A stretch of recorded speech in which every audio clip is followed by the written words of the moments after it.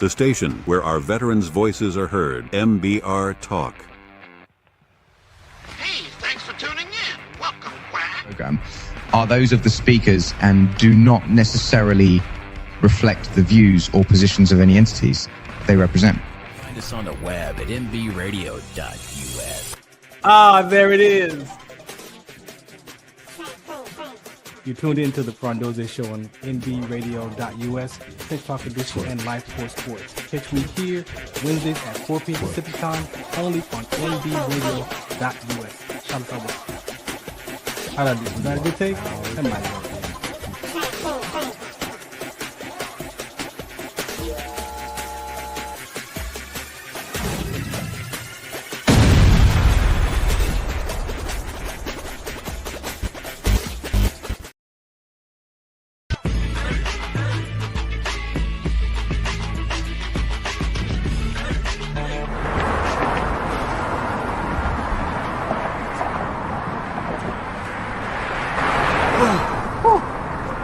Hey, what's up, man? How you doing? I'm blessed, my brother. How you doing? I'm good, man. I'm good. Hey, did you see the game last night? Oh, that was a good game. But did you see the shot? I lost money from that shot. Oh, too, man, that shot was cold, I man. hated it, but it was good. Damn. What's in those jeans? You really want to know? I do. Exhaustion, muscle spasms, asthmatic issues, unexpected sickle cell trait crises. Damn. Are you serious? When I was young, I found out I had sickle cell trait. My mom's told me, but I ain't have no knowledge of it. But when I got older, I had a child, and the doctor told me my daughter has sickle cell trait. Do you know the facts that both parents have sickle cell trait? There's a 50% chance the child may have the trait, and 25% chance the child may have the disease. Hey, that's what's the count. Do you know that 2.5 million people in the United States have sickle cell trait, 300 million people globally? I didn't find out I had sickle cell trait until I was in the Army, 10 years. Next thing you know, I had a sickle cell trait exertion site. Sickle cell? I thought that was a black gene or something. Nah, man, the Latin community is number 2. 1 out of 36,000 babies are being born with sickle cell disease. You could be Caucasian, Mediterranean, European. You gotta know your bloodline, man. There is an inherited gene in our community that has been forgotten. The name is sickle cell trait. WDCONSCT, also known as What's the Count, is out to bring awareness, education, and prevention to people all over the globe. Want more information? Call us now at 323-215-5384 or visit www.wdconsct.org.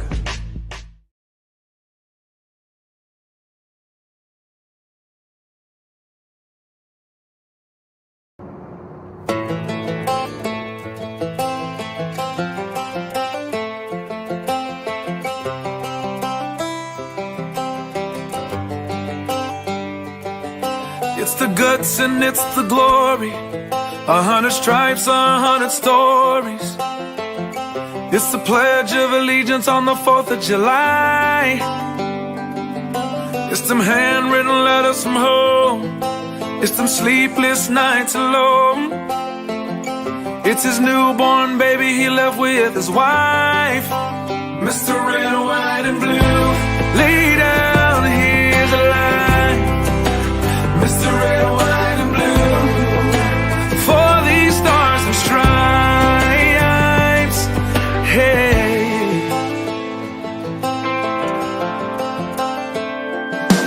from the fields of Indiana to the swamps of Louisiana to the golden coast of California, Uncle Sam's the only family he's got.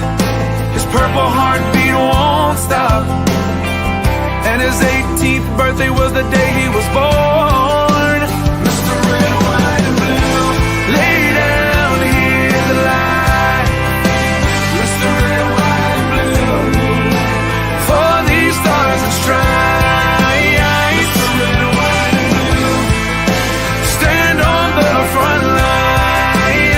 Mr. Red, White, and Blue, pay the ultimate price.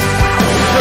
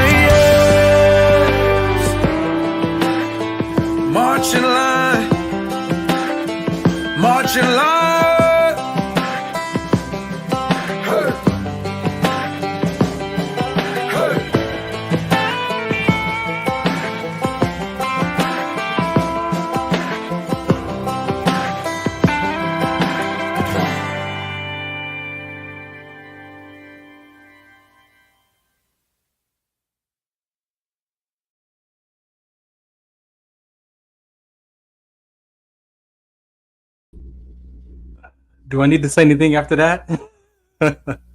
I don't think so. Welcome to the Farron Dozier Show on the Military Broadcast Radio Network. We appreciate you for tuning and listening in today. As always, we have a very important, spectacular show for you right here on Wednesdays at 4 p.m. Pacific Time, 7 p.m. on the East Coast. Also, catch me Sundays at 8 p.m.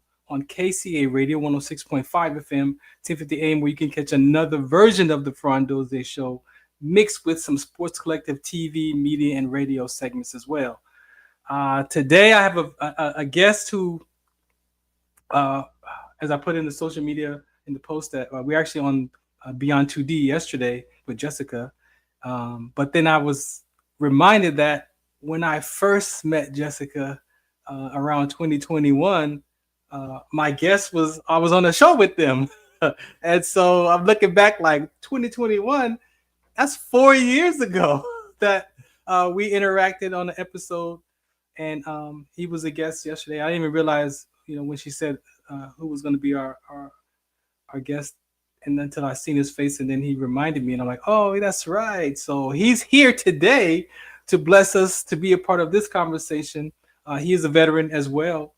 And so by this being a platform for my brothers and sisters at arms, and also for our first responders, family members who have shows here, we thank MB Radio for this platform, giving veterans a voice. I'm grateful to be able to have my show come back and be on this platform. I've been doing the Farron Dozier Show / Trench Talk / Black GI Radio since 2013. And so having an opportunity to come back here and find a home for my military segments has been a blessing. This QR code right here, if you hit that QR code, you could go there and actually donate to the organization. They provide the platform for us as well. So if you would like to be a part of this conversation and move this conversation forward with other veterans as they come here, that's going to need the space and the microphones and the things like that they may need support in, and maybe pay some bills with us, because this stuff ain't free. They are open to your donations. It's a nonprofit organizations as well. I want to just start off with some sports. My team, the co-owner of the Inland Empire Hounds, iahounds.com. We had our season opener and great turnout. We won that game as well. So you can go to iahounds.com or at iahoundsaba on Instagram and see some highlights there. So we are now 2-1, and we move to San Diego the 6th and 7th in a doubleheader. One of the top teams in our division, and then a new team, the San Diego Mob, Mind Over Basketball, is actually, they haven't lost a game yet. So they're like we were last year when I took over the Hounds. They're like 7-0 or 5-0 right now, and so it's a good feeling when you're undefeated starting out the season. But we here to take away some of them zeros, because the Suns, they're also I think they're 5 or 6-0 right now. So these two teams haven't lost a game. We lost one game, and so we're coming to take some of them, make one of them zeros a one for them. So just make sure you check us out at iahounds.com. If you'd like to be a part of our brand, we are looking for companies to join forces with us as we talk about sickle cell trait, mental toughness. For the Love of Dogs is our campaign, our main campaign. That's one of the, because we're the Inland Empire Hounds, I had to put my dog Daisy down a couple years back and just never really dealt with that grief. And so taking over the Inland Empire Hounds was a great opportunity for me to take that energy, that grief, and put it into this basketball program. So For the Love of Dogs is the campaign that we have. So we're working with organizations in the community that are taking care of the fostering and the spay and neuter and just all the things that if you look out in the world today, there's a lot going on around dogs and cats and the fostering and just the finances. And so we want to be a part of that. I just don't have the heart for another dog right now. So this is my contribution to the community to help raise money, share some of our profits to get people to start to supporting those conversations. Very, very important. So I've got with the public health department, I've gotten with the animal care for San Bernardino County, other small nonprofits. So you can go to, iahoundsaba on Instagram and check that out. What else? Yeah, that's pretty much my intro as far as what's current. Of course, Thanksgiving is coming up, so my family, my sister, and my niece is here in town from Georgia. So just being able to be with family, just being able to be with family, and even through some of the tough conversations, to be that light sometimes and just help settle some discussions or give another perspective of life. And so guess what? That's what we're going to be talking about today. Another perspective of life. Brett reminded me in our conversation yesterday, I've had so many different shows the last 15 years, but I had put one show on the back burner called The Gray Area. And a lot of times, in conversations when it comes to human beings, some people just want it to be a black and white. This is what it is and this is what it ain't. Well, there is a part of life that is that black and white. But when you come up with human beings and conversations and different ideas and different views and different perspectives and perceptions and interpretations, some of that stuff is not black and white. Some of it has to be a gray area so that you can actually maybe give up your position and listen to how another person got to be where they are in life, right? Maybe the gray area is where we ask more questions in the gray area before we can get to the black and white. So when Brett mentioned that yesterday, I was like, man, I got off that talk yesterday. Like, man, that was one of my favorite shows that I've done that I put on the back burner. And then shouts out to Jessica for yesterday's Beyond 2D, red, blue, and everything in between was our political conversation. And I have a show that I'm holding on to right now called America, Tell the Truth. And that show is based off just bringing people to the table to share their backgrounds, to share what had your great-great-grandfather come to this country, right? Because when you look at that and the relatedness of it being a human being, there's so much stuff about politics and race and opinions. And I believe that if we are able to have a conversation and allow ourselves to listen to other people's backgrounds and other people's life experiences, that you may find out that you're not much different than that other person. That a lot of families came to this country fleeing their own country for a better opportunity, from famine, from being killed. Like, there was a lot going on in history that we know of. And it's not just blacks coming here because of slavery, right? That's one conversation, but there's a lot of people came here for other reasons. And my question is, have they healed from why they got here? And if we tell the truth, maybe not.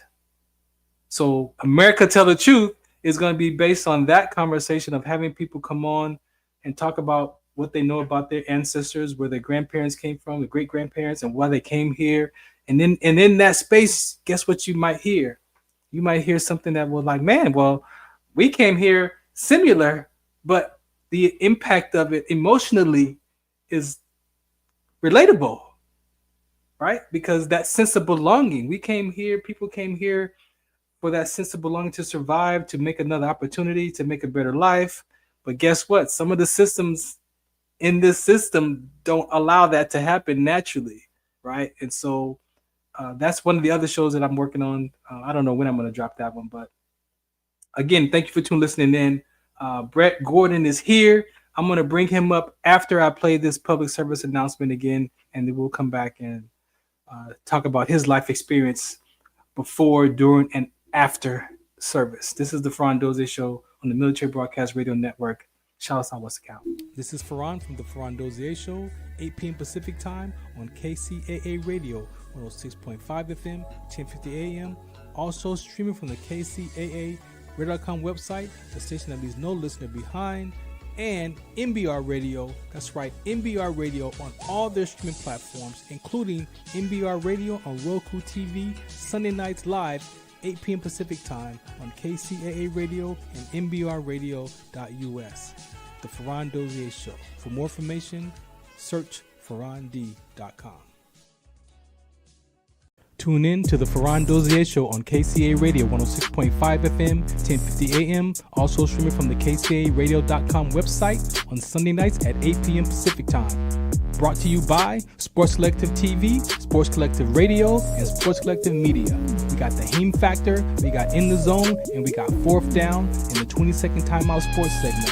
all for you right here on the Farron Dozier Show on KCA Radio 106.5 FM, 1050 AM. Also streaming from the KCARadio.com website with my guest hosts Robert Lamar and Coach Will. Catch us on Sports Collective Media on Instagram and Facebook. And make sure you watch us Sunday nights at 8 p.m. on KCA Radio 106.5 FM, 1050 AM. Also streaming from the KCARadio.com website. Music, talk, sports, and so much more on the Farron Dozier Show.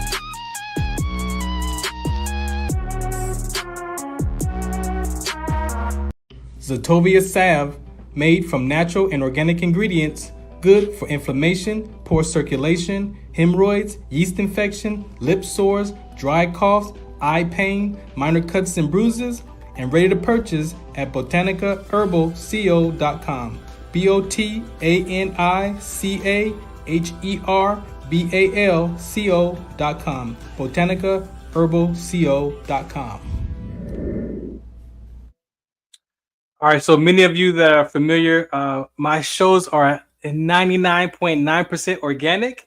So we are just going to have a conversation as if we were sitting next to you in the room. But I would like to invite to the stage, to the deck here, Brett Gordon.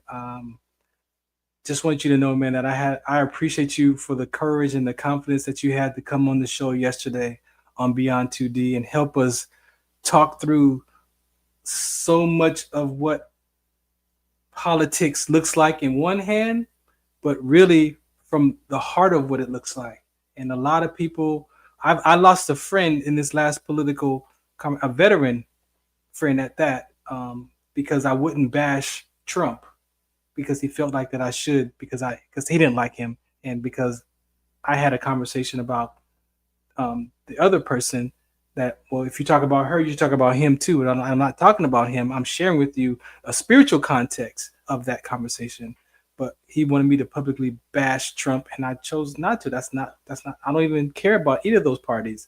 But because I didn't, then I'm obviously that we're not friends anymore. And so I'm okay with that. It did bother me a little bit because we were doing business together. I was his mentor for his program for his youth, and we let that get in the way of serving families. That just doesn't settle with me. But then again, I respect people's points of views and their perspectives. But I want to say, Brett, thank you for coming on yesterday, man, and having and I know Jessica was kind of nervous about that as well, but I appreciate you for your input and your perspectives on yesterday.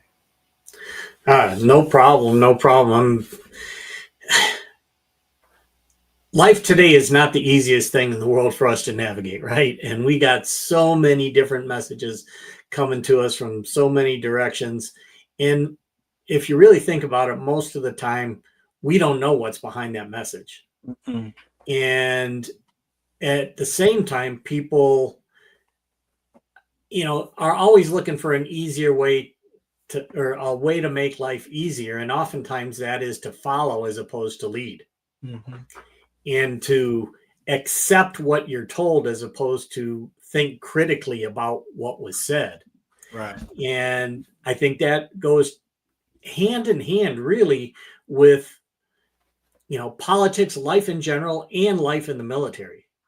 Definitely. I mean, and this has come up just really recently, right? Where, they're saying there's people out there saying that the military, appealing to the military and probably more of the junior military, saying you don't have to follow orders, or alluding to you not having to follow orders.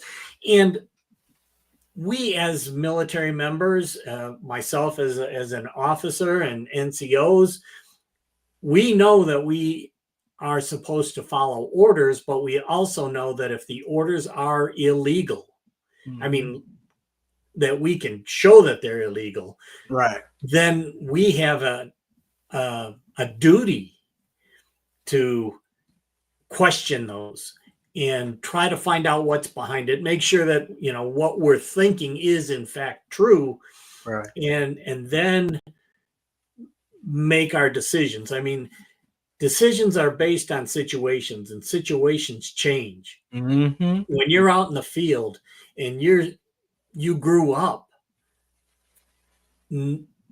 with the thought that you should not harm women and children.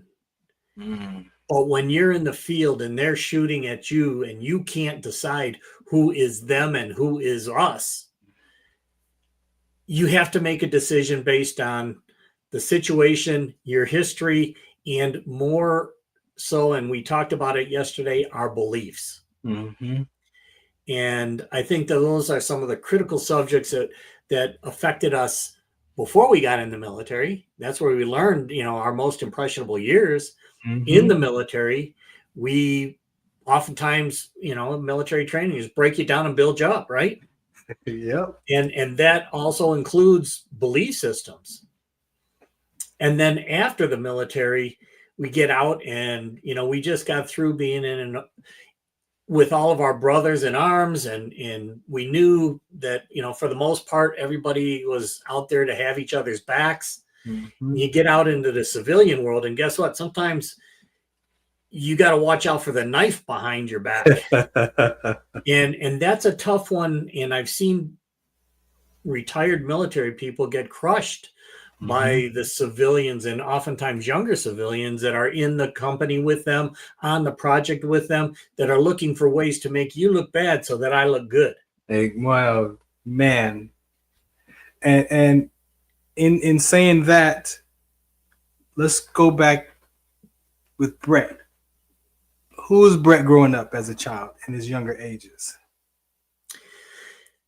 It's a very interesting question, because it was only recently, and this is where I actually gained some tremendous insight from creating an AI clone of me. Mm-mm. And that clone came, I asked the clone, tell me something about myself that I don't know, but I should know.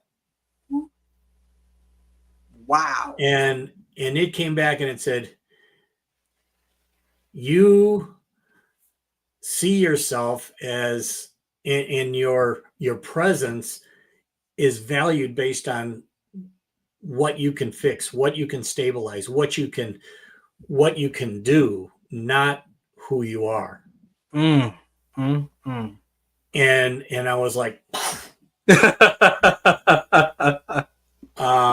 it was really an eye opener. And then I think back and I'm like, man, this goes all the way back to when I was like 3 years old, and I'm not one who remembers a hell of a lot about the details of when I was growing up. But I do remember doing things to keep mom from freaking out, to keep mom, from yelling at my brothers and sisters or me. And I found that I could do that. I could anticipate what she would want and get it done so that it smoothed things out, or I would get in the middle and do that. And that's how I built my career, actually, in the military and afterwards. Wow. Was about give me a shit situation. Yeah. And let me fix that. But as soon as I get it fixed and stabilized, I'm bored. I want to go to the next problem. And I'm like, okay, well, that's great, and it's great to have that ability. But right now, what I want to do is I want to guide leaders in a way that they can live life easier as a leader, build stronger teams that are more connected, and an understanding of people at a level that we don't normally learn about in leadership training in the military or in corporate America. But it is, do we think like a stabilizer? That's kind of my background. Or are we catalysts, which are like people that come up with ideas? Some of those people that every day they've got a new idea, and you're like, dude, you got to follow something before you can actually get it done. Come on, like that. No, so now I appreciate you with what you discovered for 3 years old, right? Because I relate to you. My decision about my mother was 2 years old, but I was an emotional child, so I was disconnected from my mom. You seems like you had to be in service of your mom to fix stuff, right? So the relatedness is that we were able to go back in these childhood ages and look at that. But my question to you is, how did that relationship impact you and your mom as you got older? If you could see that. Yeah, well, there were times my mom and her mom didn't have a great relationship. Mm-hmm. And this is back in the days before cell phones and everything. Yeah, You had the big long cord on your phone because that was as far as you could go away from the box in order. Right. But when the phone would ring, I would end up answering it to find out if it was her mom calling or if it was someone else. And if it was her mom calling, I wouldn't give the phone to my mom. Wow. And so that kind of went on. And then, I did well in school. I and this kind of goes back to what I was saying about your worth is based on your performance. Right. When I did well in school, I was recognized. I did well in school. I did very well in school, and I was recognized as such. And it was interesting because when I graduated high school, I did well. I was going into college. I was bio pre-med. Oh, wow. And my mom was proud about that. He's going to be a doctor. He's going to, and then after 2.5 years in college, I realized I didn't like blood and didn't like needles. So I was like, man, I shouldn't do this. So I ended up getting a degree in econ and good, strong bio minor. But that was the time when I was looking at the military to pay for medical school. And I chose not to go to medical school, but I still wanted to do something for the country. So I went back home and I told my mom, I'm going to go into the Air Force. And at first she was like disappointed. Oh, wow. And, why would you do that? You could have been a doctor. And I was like, I went into the military because I wanted to do something for the country. Yeah. And I was told by a professor in college, he was like, why do that? You can go to Wall Street and do well with what you've done here. And I was like, right, because I want to do something for the country. And he didn't understand that. And to be perfectly honest, a lot of professors in universities, 80% are more liberal. Wow. And that is the bias they have in their teaching as well and their guidance. Oh, yeah. But, I did go in the military. And then when she went down to see my graduation from officer training school, then she's like, oh, I was so proud of you and how you looked. And then, I'm not the kind of officer that is all about the salute and all this kind of stuff. Right. I'm not leading by the rank on my shoulder. I'm leading by the rapport with my team. Right. And my mom really liked the fact that, if I went through the gate of the base, they would salute you, right? Yeah. And I remember one time when I went in, there's lots of stories I could talk about how I got to where I got to. Yeah. But I was in flying training or to be a navigator, and you got a lot of cockiness in some of those guys. And they need to be. Especially if they're going to be in the fighter aircraft, even in the Army and, helicopters and things like that. Right. But we went through the gate one time and it was busy. It was, right after lunch, people are coming back onto the base and he's probably, just a airman or maybe a young sergeant, but he didn't get the salute out because he's trying to get people through the gate. Yeah. And the guy who was driving backed the car up, jumped out of the car and was like, you got to salute me. He's a freaking second lieutenant. My gosh. And I was like, I cannot, that is not ever been an aspiration that I have. And that's what gives leaders bad names, whether they're NCOs, officers, corporate leaders that believe that because they have something on their shoulders, a big title behind their name, that gives them value. And that's bullshit. Most of the time when you believe that way, you diminish your value tremendously. Exactly. So, that's kind of how I got to that relationship with my mom up to that point. And now my mom and dad are in an assisted care facility, and they're still pretty mobile. My dad just turned 90 yesterday. Oh, wow. Yeah, and my mom's 85. But she has always aspired to be a princess and have people do things for her. Yeah. And I took on that role. Yeah, pretty good too. Yeah. And today she's like, oh, I wish you were here. You're the only one that understands me. And I'm also the only one. Well, I'm not the only one, but she listens to me. And sometimes I get, pretty direct, and sometimes I have to drop a few F-bombs, which you don't normally do to your mom, but it's like, Mom, listen to what I'm saying. Yeah. Get out of your story that you're telling me and into the present of what's going on. Beautiful. And so that's kind of how that relationship has carried on for my whole life. Now we're not going to leave our Pops. What do you want to say about Pops?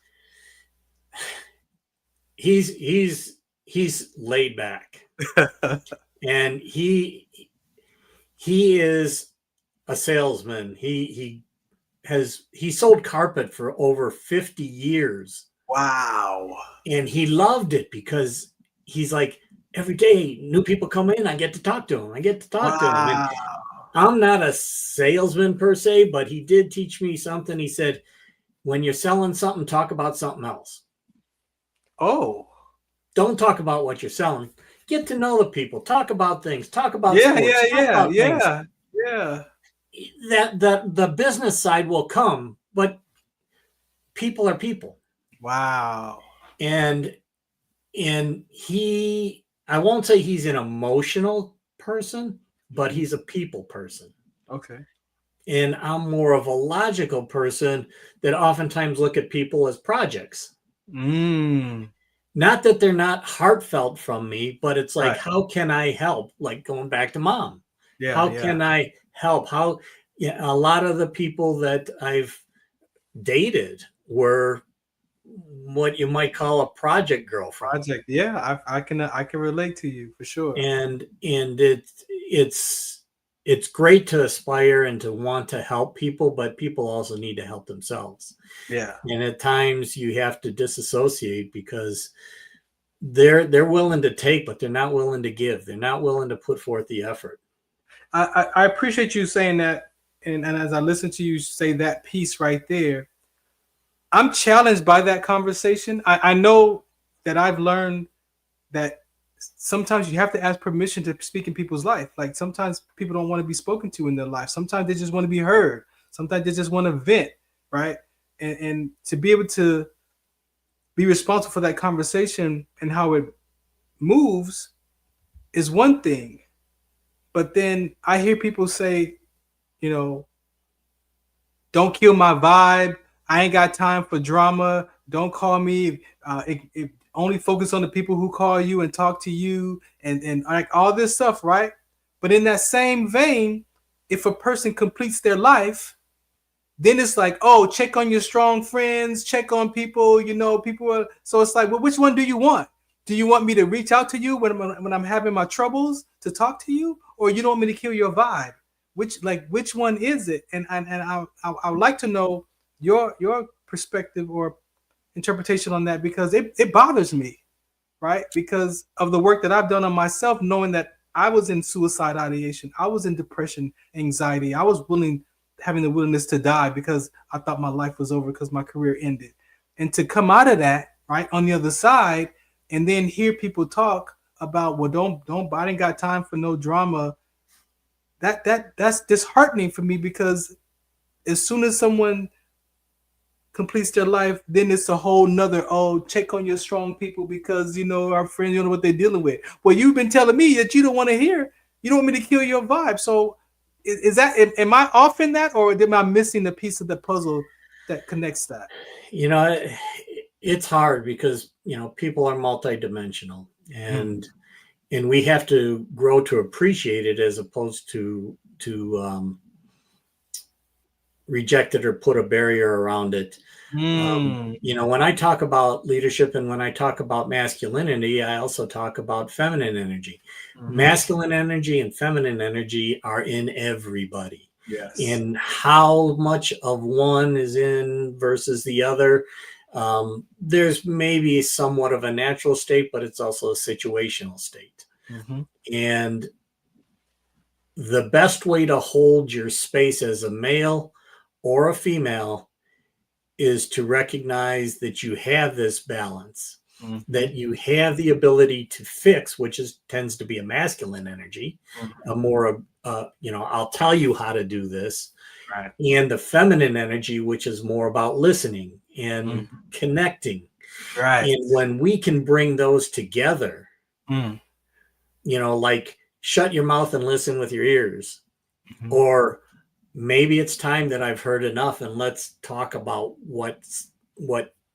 let's talk about that story you continue to live over and over and over again.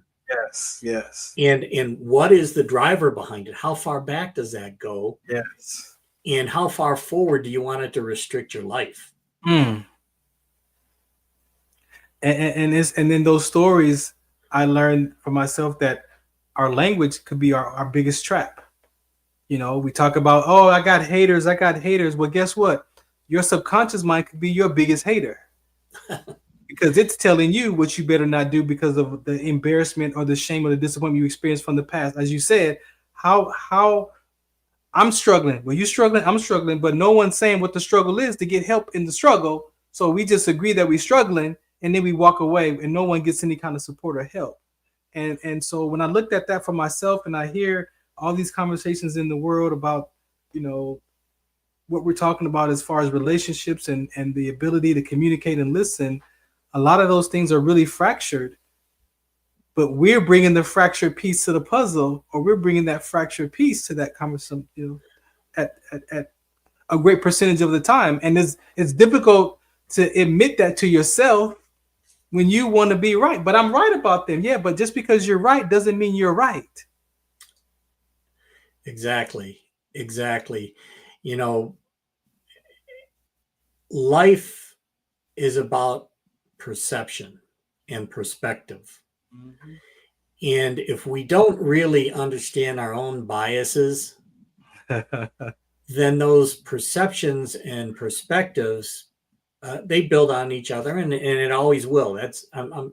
But one of the toughest things to do is to question our perspective, our perception, and our belief system. We talked about this yesterday, that it's a whole lot easier to point the finger out and say it's the economy, it's the president, it's my next door neighbor, it's my mom. My mom has been dead. In some cases, people's moms have been dead for years and years and years, and yet they point to them and say they're the ones that are impacting me. No, it is you that is impacting you, and it's your interpretation of what they said and your memory of what they said. And the perception of that conversation and perspective. Exactly. Yeah. And, in the military, we have those same types of challenges that come up, especially when you're talking about PTSD and things along those lines. Right. And there's an exercise that I've been through a few times and kind of learned how to do. It was something called the Dickens process. Tony Robbins uses it to take you back to those traumas in the past. And look at it. I know there's, in today's world, younger people may not know about cassette tapes and things like that. But if you took that, that old cassette tape or the recording of that event in your life, which was very traumatic. And an event, I say, part of my program is an event is just an event. How you interpret and put a meaning to that event is up to you. Exactly. So pain sometimes is unavoidable. Suffering is. So in this exercise, you kind of go back to those and you try to go back all the way to the first seriously traumatic event in your life, and pick that tape up and realize the meaning that you have on it.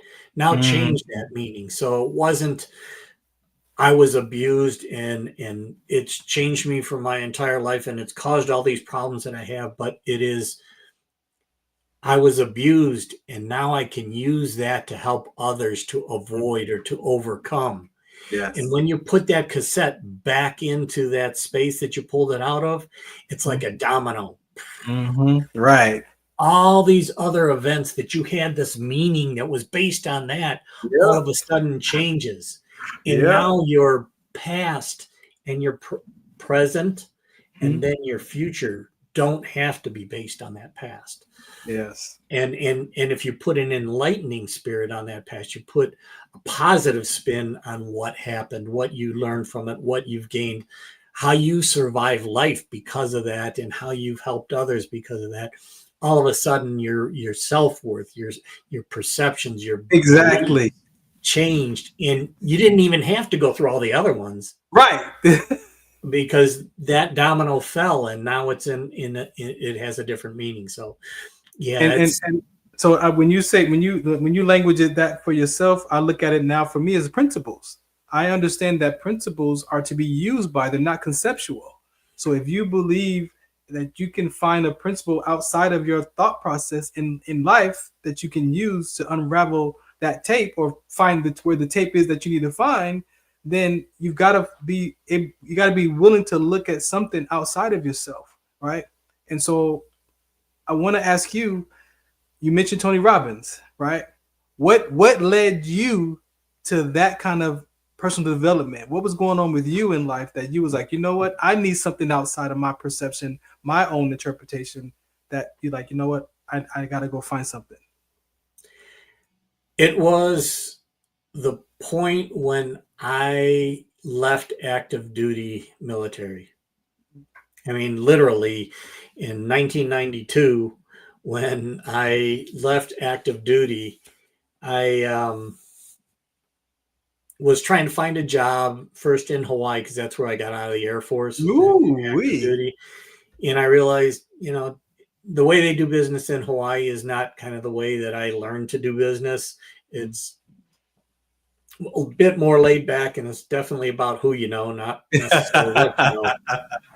So I came back, and it was actually temporarily, back living with my parents. I was paying them rent, but it was a place to be. And I was in the basement, and I started thinking about, what's going on. And back in the day, there were all these infomercials. Now there's not as many as there are, were then.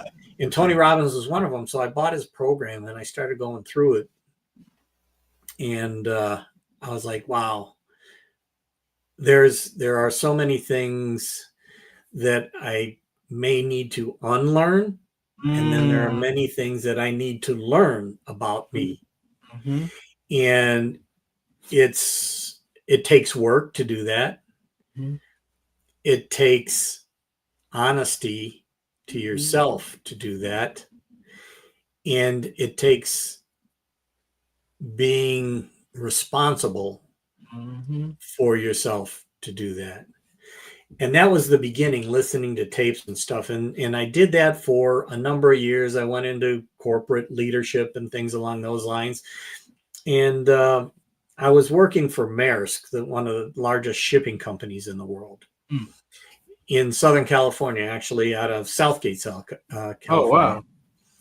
And they decided that they were going to move my position from there to New Jersey. And I was like, I don't want to move to New Jersey, but my position. And then I was thinking about it, and I said, well, I just moved my parents from Chicago to Las Vegas, which is where I had my house. I actually had an apartment in California. And I was like, I did that because I spent so many years away from my parents, from the time I went to college, basically, until that time. Right. 20 years or more being, outside of the area of my parents. Wow. And it was like, if I moved to New Jersey am I moving there for the right reasons? Yes, the money is there. Yes, the position is there. But is that going to fulfill me? Right there. And I was like, no. And what really drew my attention to that is I went to a live Tony Robbins event for the first time. Oh, I bet that was exciting. So if you listen to Tony Robbins tapes and things, you know, he can get animated, but it's pretty much, you know, kind of classroom-esque. Yeah. Or through stories. But you get to an event and you go into the event and everybody's jumping up and down and, you know, yelling and hugging each other and stuff. And I went in there, here I was, you know, basically this was 2006. So, oh, wow. So 20 years of being in the military and then also reservist and in corporate America. Yeah. And I would say that at that time I was kind of the stick up the ass, you know, follow the rule leader. Oh yeah. You know, and no fraternization, all that stuff. Even in UPS when I worked there, they're like, don't go fishing off the UPS pier, meaning don't go getting a girlfriend that works here. So I walk in there and I'm like, man, I love Tony, but this is really outside of my comfort zone. Yeah. And I'm like, man, maybe I'm not even going to stay here for the whole day. And I said, okay, but just chill and kind of be a part of it and then open up and kind of do what they're saying. Yeah. And they come, you know, first it starts off with, you know, shake hands and say hi to the person next to you. And then maybe an hour later or 2 hours later, it's like, go around and give 5 hugs to people around you. and like I said, you know, in the military, public displays of affection, no. Corporate leader, no. Don't even put your hand on their shoulder because it could be interpreted as some sort of my God, you know, a confrontation. Wow. And here we are hugging people that we have no idea who they are. And you know, I started out with that, you know, kind of guy hug where you tap on the back and okay, we're cool. and he's like, don't just do the guy hug thing of tap on the back and then go on. Give a genuine hug. And that's when I learned about just giving a from your heart bear hug to people. Yeah. And to look at their face after you do that. Yeah. And especially if they're different from you or they, you know, they have an expectation. I remember I was facilitating a Tony Robbins event and a group of gay guys were in there. Mm-hmm. And they all sat together and things like that. And then we had one of those breaks and it's like, go give everybody a hug. Yeah. And I went up to one of them and I gave him just a genuine bear hug. And he looked at me and he's like, I didn't expect that from you. Wow. And I'm like, why? Wow. Well, because you're not like us. And I'm like, wow. How? Wow. You're a human. I'm a human. Wow. Just because I gave you a hug like that doesn't mean I want to date you. It means that I care about you as a person. As a person. First. And when you see those changes, to me, leadership is priceless when you see in the eyes of somebody that you've had been able to make them see a significant change in their perspective, in themselves, in their capabilities. Yes. And that to me is why I want to teach leaders how to be more of that kind of a leader, by understanding your people more, knowing how to better motivate them and watching them grow beyond where they thought they could be. Yeah. So that was how it kind of we are in the same vein, right? And as far as this happens, because again, with my own work that I had to do for myself, right, in the midst of that darkness, at 40 years old, was challenged the first 40 years of my life.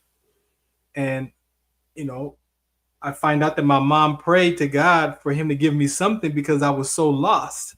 And I found this personal development education. And I've been at it for 15 years, and it has definitely transformed my life, right? That I'm not the same person I was at 40. I'm not the same person that I was I'm 55. not at 50. Like I've grown in these increments because I've been willing to do the work and look at those areas as you pointed to, but at myself first. A lot of times we want to try to fix people, fix other people, outside of us, but we also have to be willing to look at ourselves. And the biggest thing that I saw for myself was the intrapersonal relationship. We look at interpersonal relationships all the time between us and people and them and them, but have I ever looked at myself about myself? Mm-hmm. And it wasn't hard for me because I was so low in life that I'm like, there's got to be something better than where I'm at, right? Yeah. I myself told myself that, like, you got to be something better than this. And so getting into that education and applying those principles to my life, like, you can't help but get a different perspective of life, of yourself, right? And so I want to touch just a little bit back at the past, how you said that even the way that you cared for your mom as a child, you've seen that in your military career, right? I can tell you that at 8 years old, I was what society called a latchkey kid in 1978, and I wrote an inspirational read about this. Yeah. But that latchkey kid of 1978, when I made a decision about my mother that she abandoned me or I can't trust her, I didn't know that she was going to represent all women as I grew up from that decision that I made about my mom. But the biggest part was the decision I made about that key, that I had to be responsible and I can't lose this key, because if I lose the key, I'm going to get a whooping. I can't get in the house, right? So there's a whole domino effect, as you said, if I lose this key. Yeah. So that key had me become responsible, which is a good quality, but it was also the driving force of even the job I took in the military as a supply sergeant, proving to myself that I was responsible, that I had a property book of $6 million, and I was responsible for a paperclip to a tank, and the physical security of all the vaults and the weapons. I had keys. I had the keys to the kingdom. Yeah. And I was good at my job, but it also was me silently proving to myself that I'm a responsible. So I was never committed to things in life, but I was definitely a responsible person. And when I got the difference between being committed and being responsible, I had taken on a lot of stuff in life, being responsible, but I didn't really care about doing it or even being there or being a part of it. But that was in my late 40s. So you're talking about 8 years old decision, and maybe 41 years at that time when I realized that I'm responsible, but I'm not committed. Right. And that impacted my marriage. It impacted the things that I was up to in life, that I'm like, you know what? I don't want to be a part of this. I have to relook at this situation because I think I'm doing this out of a survival state. Yeah. So when you said that about your mom and the child impact of that as an adult, I'm fascinated because sometimes we think we're the only ones that discover those things about ourselves. What do you want to say about that part of that? Because I became analytical, and that helped in my military career because that's how we had to keep our soldiers safe. I was part of the crew that went out and did the recon and made sure that the training site was in and it was safe and it was going to be cool. Where we're going to set up like the risk assessment and like so. I'm always you're in there talking about fixing it. I'm in the pre-conversation of let me make sure that this is going to be where we need to do our work, where we can get the best training, where it's going to be the terrain, but also the safety features. Are there foxholes, rattlesnake holes? Like what's going on? My version of your fixing was me being analytical and analyzing everything. And some people don't like a person who analyzes everything. Well, that's exactly me too. I'm very analytical, and like I said, project girlfriends or project relationships are looking at people to see what I can do to help, or what is really going on with them. That analytical side, and I didn't know that you were a supply person, but I was a logistics readiness officer. Oh, so I've been in logistics my whole life, and I love logistics because I can see details that others don't, and I can anticipate in project management. I anticipate 9-10 steps out when other people see 1, 2, 3 steps out. And oh my goodness. So, and that's what happens in life. But there are a lot of people. There are people like us, and there's a lot more people that aren't like us. Right. And that's what I want to point out. Can use that because those skills that we had developed even from our childhood survival skills. We need those skills, but at some point as an adult, as life transition, those skills don't work anymore. And the ability to say, okay, I know this is not working, but I don't know how to figure out a new way to apply this to my life, or maybe that childhood decision is affecting my relationships, and I don't know. I can see the damage, but I don't know who else I could be except not be vulnerable. Yeah, and when you're in that analytical, when your natural energy is being analytical, you oftentimes have a bit of a perfectionist lean or bias, and I definitely did and still do. I mean, I'm not going to say that I don't, but I was a first lieutenant in the Air Force, and I was given my first section to be responsible for, and I had to start to realize that not everybody sees the level of detail I do. Not everybody is looking at it from that closely to be perfect. And I had to start to recognize that I'm going to kill myself if I don't kill others, not figuratively, by not recognizing that sometimes good is good enough. Yes, we can set stretch goals and try to lead by example and get people to maybe see where it's valuable to look more detail. But at the same time, they may feel the world a whole lot differently. I would say until probably the last, 10 years since I've been with my girlfriend now, I've grown to appreciate that I can feel the world as well as see the world. And that balance is growing. There's still tremendous, I can walk and see, there's that, I don't know where that pea on the ground came from, but I can see that pea, that piece of rock, that whatever. Right. That other people walk by and they're like, I don't see anything. I'm like, right there, it's simple, it's obvious. No, it's not to others, because they appreciate the world in a totally different way than I do. And the key is to complement each other. Not like tell everybody, oh, you're doing great, but complementing the energies that we are naturally, have, what I call our natural genius. I gotta have this conversation with you because this is a military network. There are a lot of people who are serving. I mean, we stream all across the country. It's internet, it's TikTok, it's Instagram. I gotta say this with you, and I want your input. I remember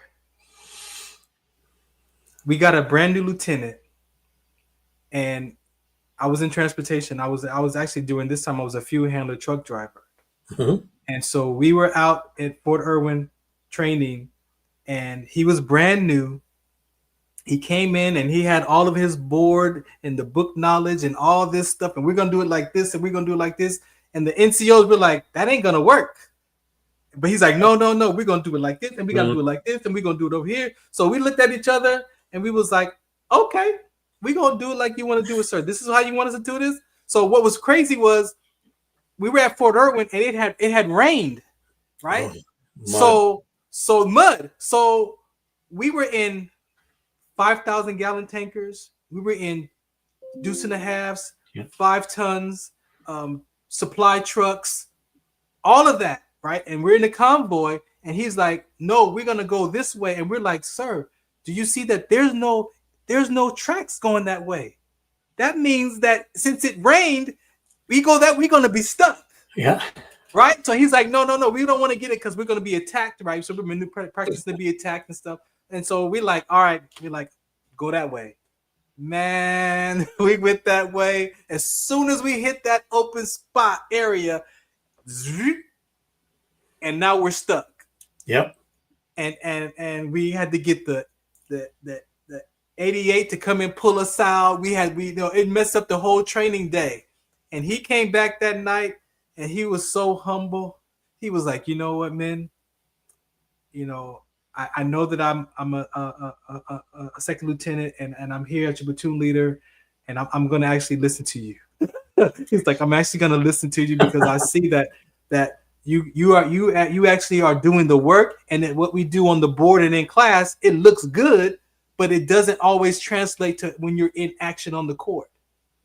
And we walked away with that. I walked away with that experience with a new love and care for him, because we were so traumatized by the lieutenant being in charge and forcing us to do a way that we know that wasn't going to work. And then we're here to help you win. Like, we're here for you, right. But the stuff that you're doing, we're not. It's like a coach giving a play to execute on the court. It may look good on the clipboard, but it may not, because we've been doing this for years. And so for you being an officer and your experience, can you please speak to that for our brothers and sisters at arms on my translation to you of what that looks like? Because somebody might be still hurt, right? Hurt from an officer, and their perspective or perception of an officer could be broken because of a person that has the book knowledge but didn't have the heart to say, you know what, you guys were correct and I was wrong, or I wasn't right and you were right. Can you please speak to that part?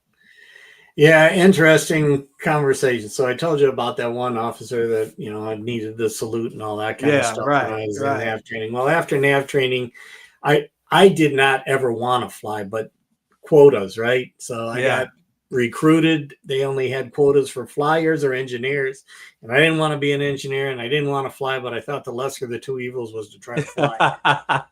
So I didn't have the conviction like you were talking about to want to fly. And finally figured out how to get out of it without getting kicked out of the Air Force. And they put me into logistics, which at first I was like, motor pool? Oh, it's gonna suck. I'm not gonna like this. And they put me into Dover Air Force Base with the big C-5 aircraft that you could drive from, in one end, out the other. Yeah. And I was put in as a Air Terminal Operations Center duty officer. So, for overseeing the whole flight line operations from the logistics perspective. Wow. And I learned almost immediately that I did not know what the hell they were doing. my team in front of me that were the NCOs that were guiding the things that were going on. Right. And my approach was, can I come down and sit next to you and just kind of listen in, watch what you're doing, learn what you're doing? Because I don't know this. Mm-hmm. And that's how I built my rapport with the team. Now, are there times that I questioned why they were doing certain things and thought it could have been done a different way? And maybe there were times that I kind of pushed in that direction, and they're like, "Up to you, sir." and I had great commanders that were. They said, "Don't come to me with a question. Come to me with the situation and what you did, or if it's significant enough, what you're thinking about doing, but do not come to me and ask me to give you what to do." Oh, wow. And I was lucky to have those kind of commanders right off that are open to that. Right. And there was one time that I really, really, shouted at my colonel, 06. Because we were basically going to bump cargo from a plane, in order to get space available passengers on a plane to go to Germany. And I'm like, what? That's not our mission. Our mission is to move the cargo, and the passengers are a byproduct of that. Especially space available, because that right. Yeah. Oh yeah, space. Yeah. Exactly. You're not. That is not a right. That is, an opportunity. Opportunity. Yeah. Opportunity. And after I did that, and it happened to be in the terminal center, my commander called me in the next day and he said, Lieutenant Gordon, I appreciate your conviction to the mission. But first of all, you never speak to your superior like that in front of the people. Oh, yeah. And secondly, here we have 450 people in the backlog, many of them sleeping in the terminal or around. Wow. And we're trying to do what we can to break that backlog. People need to get back to their family. They're on vacation. They're with their family. They need to get back to the mission. And I learned a lesson. And we should always take that opportunity to learn a lesson. And if you have great leaders, they will allow you to make mistakes, and then they will guide you on how not to do that again. Yeah, correct that. And I had a situation a little bit different when I was in charge of the passenger terminal. Lo and behold, now those are my responsibility, all those people. And let them get on. Let them get on. Let them get on. and I had two people in my unit that were married, but he had been deployed for a while, and she was back here on home station. Mm-hmm. And she was being fed stories about what he might be doing overseas. Oh, God, no. And then she's like, well, if he's doing that, then I'm going to do this. Oh, no. And I don't think that he was really doing that, but she really did that. Wow. And they were in the process of getting a divorce, and it was a tense situation. I had to have them on different shifts and things like that. But there were times she would bring her next boyfriend around while he was there. And oh, no. Tough situation. And he took to drinking. Oh, no. And he eventually got busted, come through a gate DUI. Oh, my gosh. And he was a really, really good worker. I mean, reliable, somebody who I knew was going to do the right things. Wow. And, I'm the OIC, and I had to call him into my office, and I closed the door. And I said, look, the difference between you and me is you got caught. Straight up. I was like, you got caught. I'm not going to say I haven't driven drunk. Right. Right. And this is back in the early 80s before it really got bad, or more focused. But I said, we're going to have to do certain things because of you getting busted DUI. You're going to have to go to the program. Mm-hmm. You're going to get looked at more closely. Mm-hmm. And you need to do a great job, continue doing a great job. So he did. And then it came time to do the, annual reports.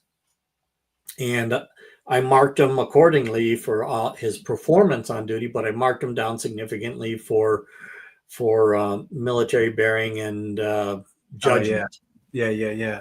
But overall, the score was very high, and it went across my commander's desk, and he called me up. He's like, Lieutenant Gordon, you gave Sergeant so-and-so this score for his OPR or his APR, Airman Performance Report. Yeah. And I said, sir, I'm not going to kill a person's career because of a mistake. Mm-hmm. I marked him down on judgment and bearing, but his performance here at work is superior. Mm-hmm. And my commander's like, all right, I can accept that. Mm-hmm.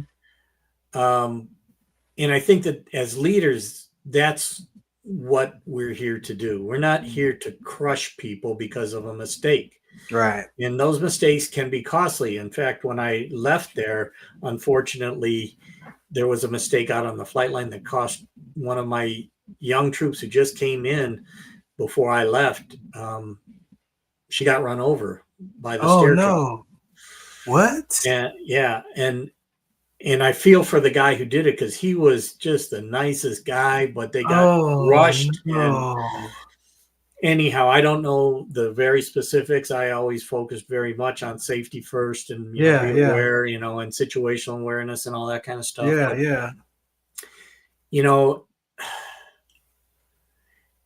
Whether we're in a official position of leadership, or whether we're in a position where we have influence, which is everywhere, it's our responsibility to try and guide and do what we can to help, and to recognize that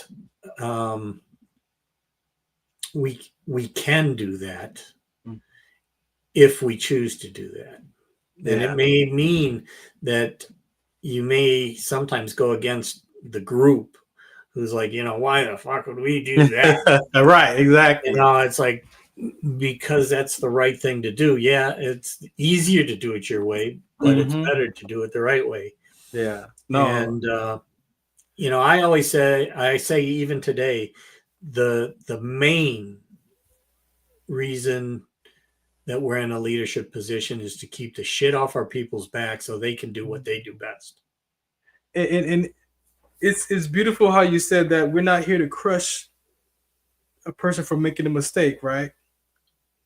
I'm going to play a commercial and come back, but I want to talk about what that transition looks like from a child to a parent and a parent to a child, right? Because a lot of times as parents, when the child messes up, it's like, that's the child, that's who you are, you're the mess up.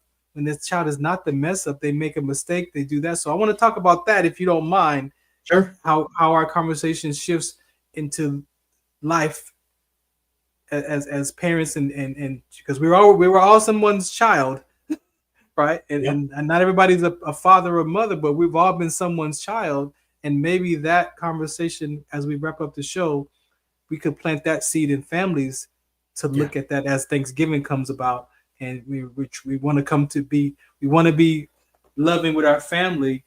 However, I was telling my friend today, in English, we use the word love. I love my car. I love my wife. I love my friends. We say, I love my dog. I love this. I love that. But then that word love is used for so much stuff that it kind of gets watered down when you have in other languages like storge love, which is family love. And so when I say I storge you, you're talking about your family. And that's a different kind of love than just saying I love you. So I want to touch on that as we wrap up the episode, because like I said, it is Thanksgiving, and I want to plant a seed of what that looks like, because sometimes as family members, we hold that against each other. The child holds that against the parent of how you disciplined me, or you treated me because I messed up, and all that other stuff that comes with why I don't even want to spend time with you during the holidays, right? And so maybe that conversation for those who watch this or watching can have a heart, and maybe like, let me look at what that looks like in my own life like that. So you up for that conversation? Sure. Yeah, I got about 15 minutes left. Good. So then that's what we got. We'll take it. Right. So this is the Farron Dozier Show right here on the Military Broadcast Radio Network. Brett Gordon is here. We're just talking about life before, during, and after service, but more about the human aspect of our careers, right? It's not just what we did, but the experience of it. And a lot of times we discount the human experience because of the past hurts and the past traumas and the belief systems that we grew up in that don't fit us in our teenage years, or in our 30s, or in our 40s, or even 50s. So stay tuned for this, and then we'll be right back on the Military Broadcast Radio Network. Shout us out, what's the count? Some of us still carry the burden of battle.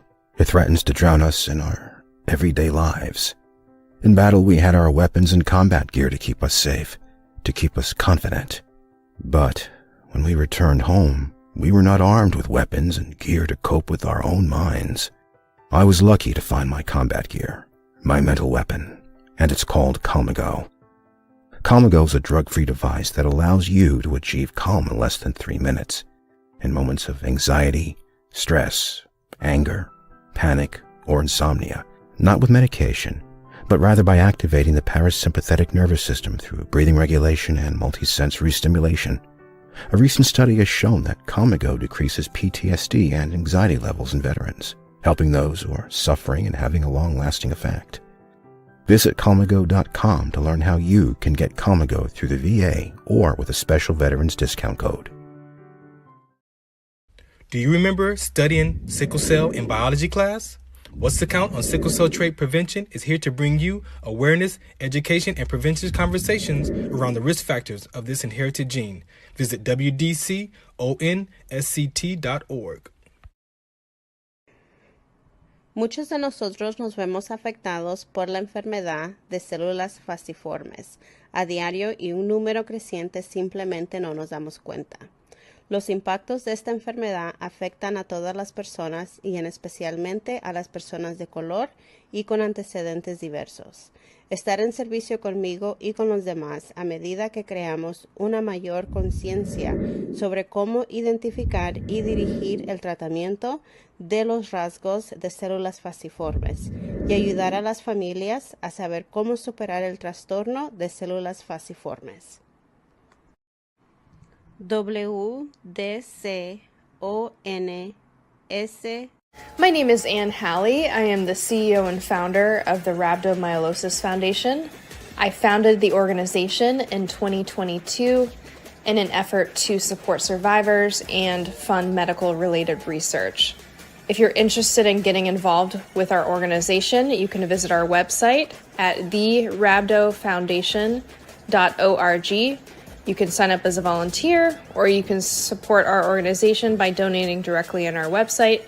And all proceeds will go to support survivors and medical research. All right, welcome back to the Farron Dozier Show. I just want to say that sickle cell trait conversation is very, very important. It is my personal experience. It is part of why my military career came to an end, along with the rhabdomyolysis conversation. So I have sickle cell trait, and I experienced exertional sickling with rhabdomyolysis in my 17th year of my career. Took the military, 4 years to figure out what happened, and then another 3 years for me to fight to try to stay in. But I was found not fit for service because my body started to break down, and so dealing with arthritis and being on medication, I was found non-deployable and then not fit for service. And so if you want more information about that, wdconsct.org. It is in sickle cell trait is an inherited gene. That's my campaign here in the back.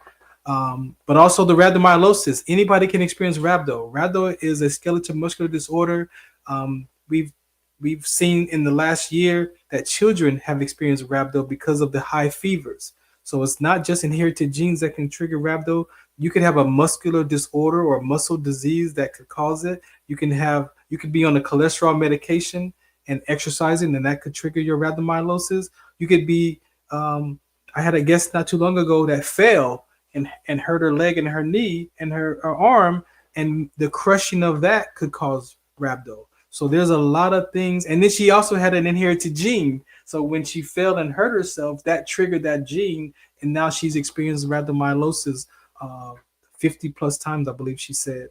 So yes, sickle cell trait is African Americans. We are number one because it combats malaria. So if you know about sickle cell trait and you say, oh, that's a black gene, well, that is partially true. It is. We are number one because my ancestors lived in the area where malaria is present. So that's how they survived malaria. So, but guess what? You could be Caucasian, Mediterranean, Asian, Saudi Arabia. Hispanics are number two in sickle cell trait. So African Americans were number one, but the Latin community is number two.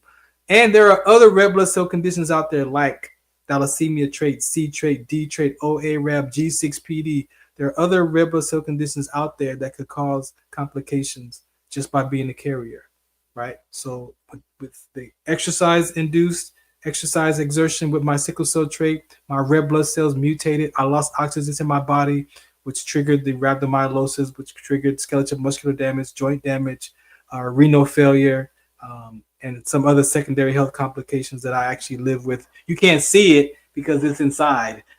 So I'm fine on the outside, but especially wintertime is one of my roughest seasons because of the pains and the weather change. And so, but it reminds me why I'm alive, but it also reminds me that I have a voice, and that became my what's next. So for my brothers and sisters that are listening, that uniform is what you get to do. It's not who you are as a person, right? So don't lose sight of the things that you care about in the world, your family, your friends. Those are just as important as that camouflage and that identity that we carry in that uniform.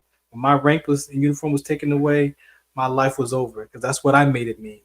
And sometimes, as we said on the show today, we give meaning to life that's in a disempowering context or a hurt, broken experience, because I was disappointed in myself for sprinting that day. I didn't have to sprint. I was embarrassed because my career, and I was ashamed because of my career came to an end on the way it came to. So there was a lot of things that I was carrying, right? So we're going to come back with Brett and wrap up this segment in the next 9 minutes.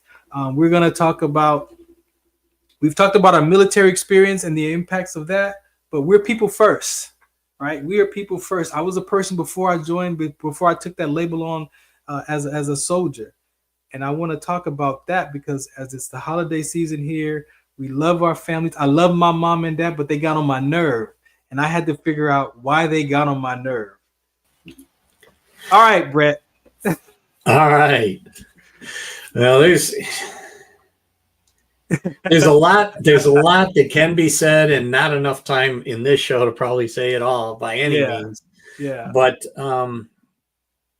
when one thing that adults oftentimes, and parents in particular, don't understand is that although we believe, just like you were talking about, from the outside you look fine, but on the inside you got these things going on, sickle cell and all these things. That same thing goes on as a parent, where parents think that they can present themselves good on the outside, but on the inside they're arguing with each other. They're in battle. Their energy is negative because of the relationship, but they think they're putting on a face that the kids will benefit from. When in fact the kids feel energy even more than adults. Yes. So if you're having challenges with your relationship, your kids are going to be having challenges with the environment. And kids are very ingenious. And oftentimes your trouble child is the one who recognizes that if I get in trouble, mom and dad come together. And that's what I want, is mom and dad to be together. So I'll take the pain to keep them together. Wow. And that is something that we as adults, and it happens in the military too, or in any organization, but in the family, and especially in those impressionable years, kids figure that out. And then they become your problem child. Wow.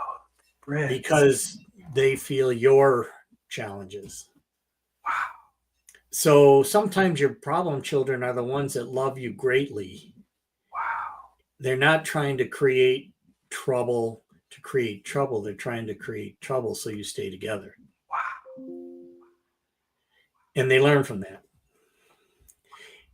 And in playing that role in adulthood too, or victimhood, it's really, really something that is not taught. We don't have good classes for parents. No. And usually it's, the books. And like you were talking about earlier, what's in the book and what's in reality are two different things. And I used to say in the military, I actually learned this from my bosses that I told you were so good. Yeah. Policies and procedures are a great place to deviate from. You need that structure, you need that guidance, but then consider the situation. And sometimes the right choice is not to follow the rule. Ooh-wee. If I had a hat on, I would take it off. Wow. So, these lessons are not lessons that your professors, your teachers learn, because most of the time, and I say this with some level of commitment and some humor, but those who can do, those who can't teach. What theoretically is good doesn't always translate to reality. I was on the implementation side of operations, implementing systems, those types of things. Usually I came into a company after the strategic guys were there that said, theoretically, you should be able to save this much money by doing this. And I used to come in and say, the very first thing that we have to do is reset expectations. Right. Especially the unspoken ones too. Well, exactly, because now we're going to bring people into it. And when you bring people into it, those theories are a great place to start. Right. But you're going to deviate from. Wow. And that goes with life and kids. Before you go. Yeah. Tony Robbins is one of the principles that you live your life. That's one that you. So I had to get a new ideology, philosophy, and theology, right? So I got a new ideology. Was cognitive behavior was that for me, because I had to challenge my ideas and my thoughts. Landmark education became my new philosophy because they teach the experience of the being of human beings. So that was perfect. My theology is biblical principles. I'm not religious. I don't believe I used to be, but I saw that it's not about religion. It's about the relationship with God and the Trinity for me. Real quick before you go, what do you categorize your life? I put mine in 3 phases. So that way, if I'm off in the dark spot, I have 3 ways that I could get back to be centered, right? I have my ideology I could go to, I can have my philosophy or the theology. And I use those 3 pillars to find my way back to being who Farron is today. Is Tony Robbins one of your curriculums, and what else do you use for yourself? Well, I learned all throughout life, right? We've been talking about that, and Tony Robbins is one eyes to a different perspective, and through that, neuro-linguistic programming. And you had mentioned before language having a big deal, that transformational language, changing the words you use to describe a situation changes your perception of that situation. So choose your words wisely and don't allow your mind just to spit crap out. Crap out comes back to you as double the crap in. Right. So transformational language is a critical thing. I rarely, unless, in certain times you need to, in your face, get some emotional response. I don't talk about problems. I talk about roadblocks. I talk about challenges. I talk about things that are overcomeable as opposed to a problem, which tends to be a blockade. Exactly.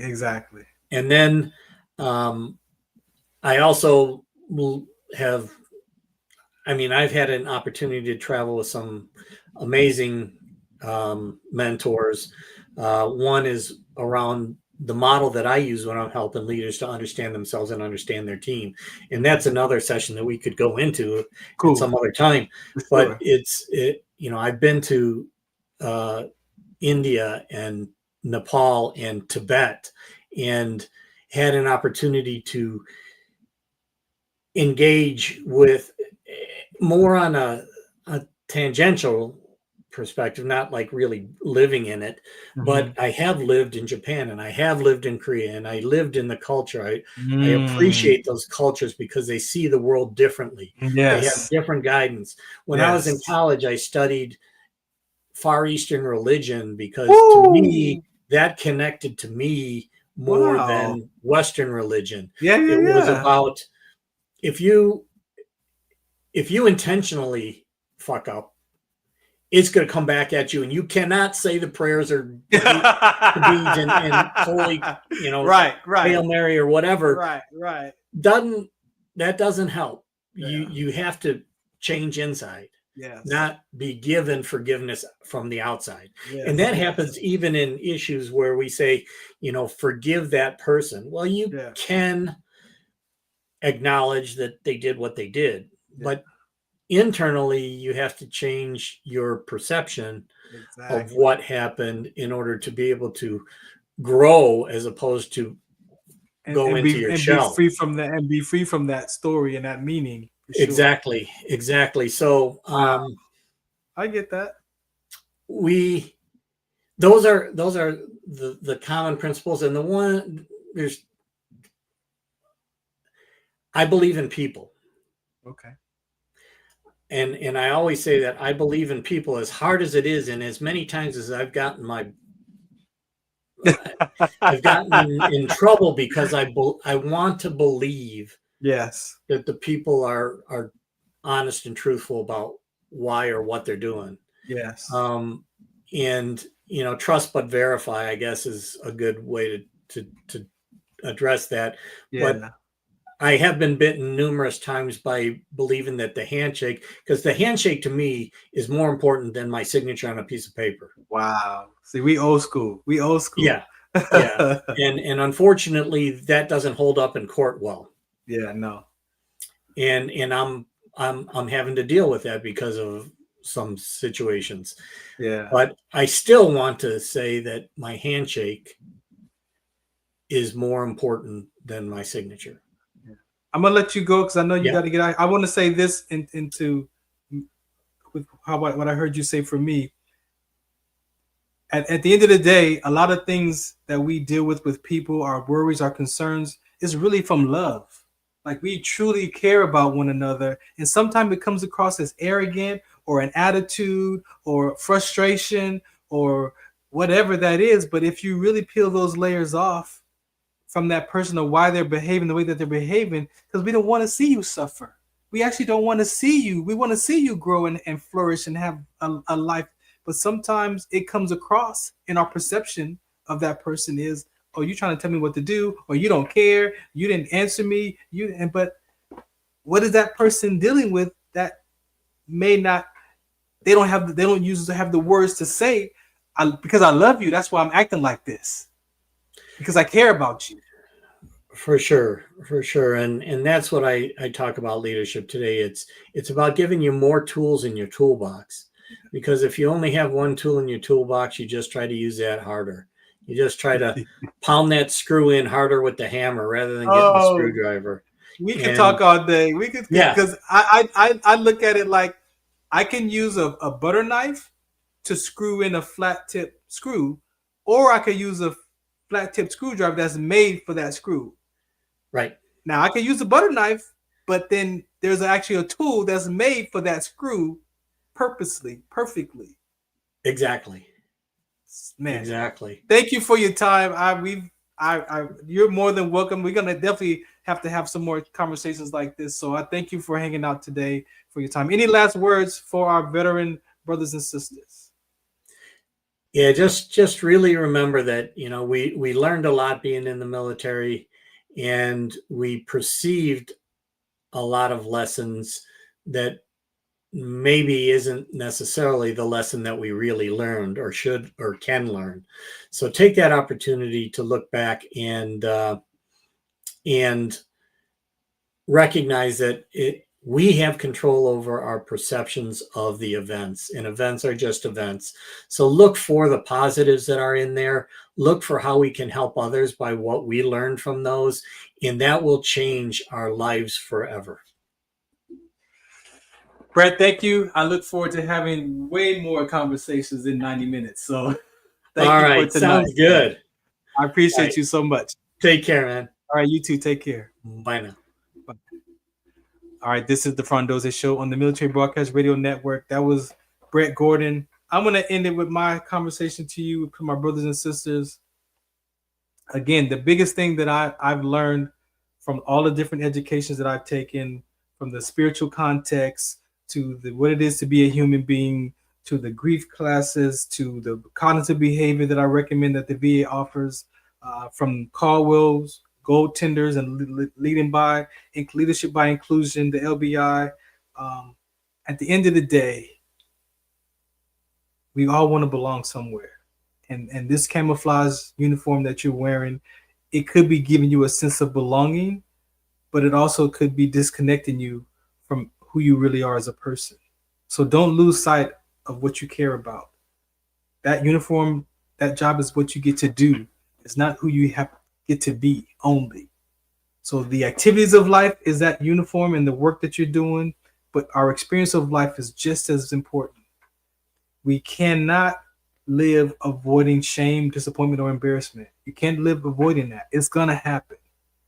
But our conversation is that we can teach you not what to think, but teach you how to think. And as Brett said, there are tools, there are principles, right? That hammer in a toolbox is powerful.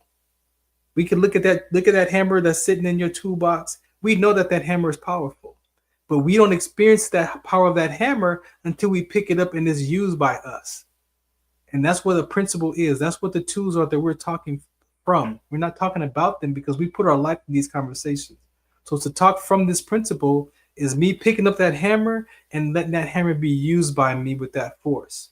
And if that hammer is used by you in a fashion that gives you your strength and your power back, your life will ultimately alter. But yeah, the hammer is powerful by itself, by design, but it has to be used. So I looked at cognitive behavior and I used it. I'm used by cognitive behavior. I'm used by landmark education because of what it is to be a human being, to be, not do human being, but be human being.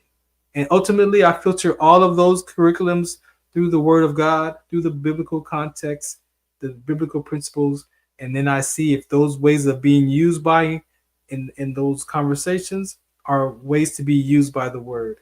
And guess what? I found a lot of the conversations that I've been used by from those educations came from there. They're biblical principles. They're principles. Where do they get these principles from?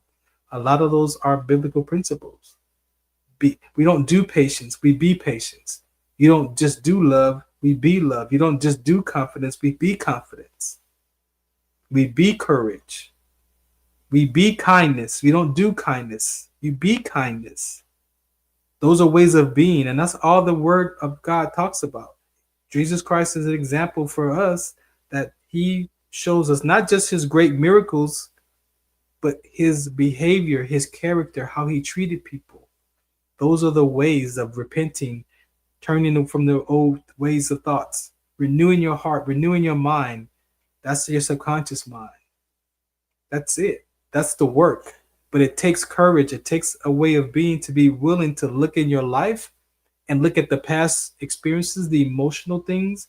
For myself, I had to do that. I was willing to. Or I wouldn't be in front of you right now today if I wasn't willing to. But the biggest part of this conversation tonight is not just the willingness to be it and do it, but the experience. And sometimes you might have to feel that body sensation of the pain of that 2-year-old. You might have to feel the hurt body sensation of the abandonment that you felt, that you think that your mom or dad did to you.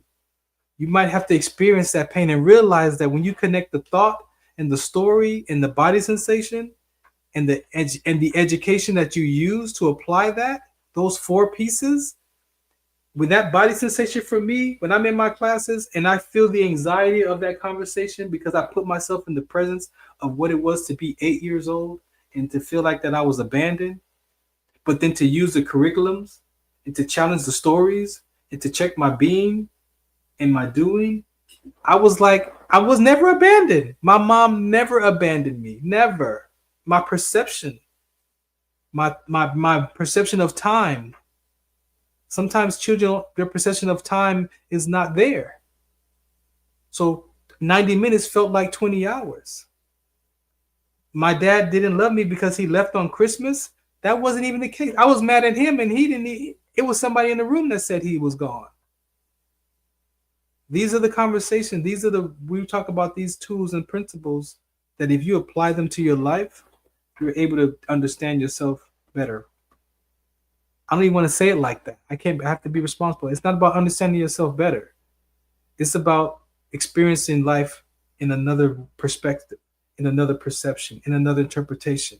And when you put your life in another perspective or another interpretation or another perception of that story, then you might realize that there was some missing pieces of that story that you didn't have.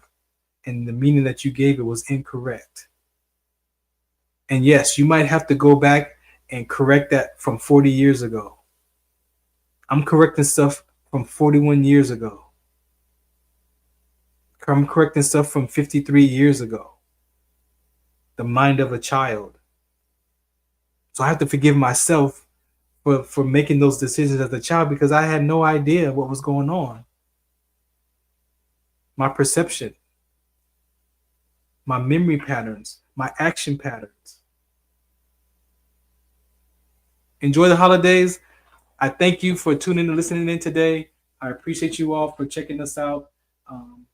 At Farron Dozier for more information, farrond.com if you want to check out what I'm up to in the community. Of course, the sickle cell trait is WDC on SCT.org.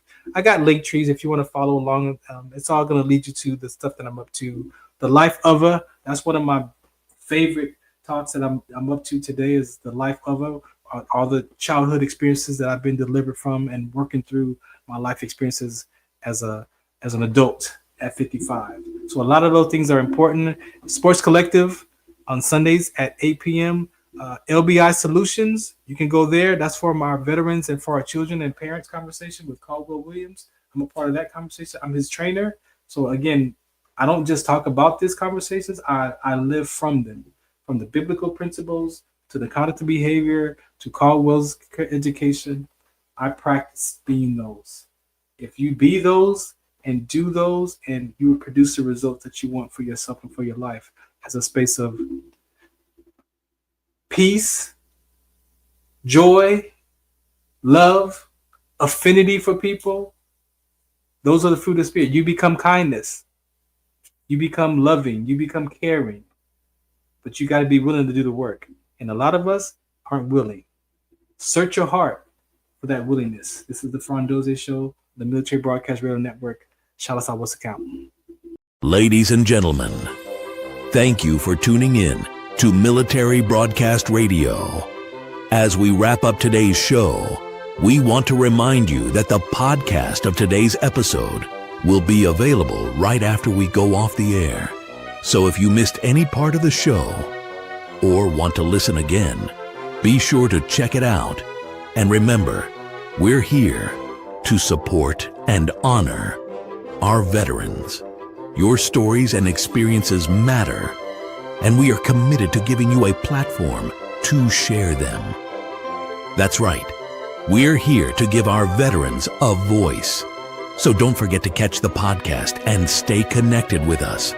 Giving our veterans a voice.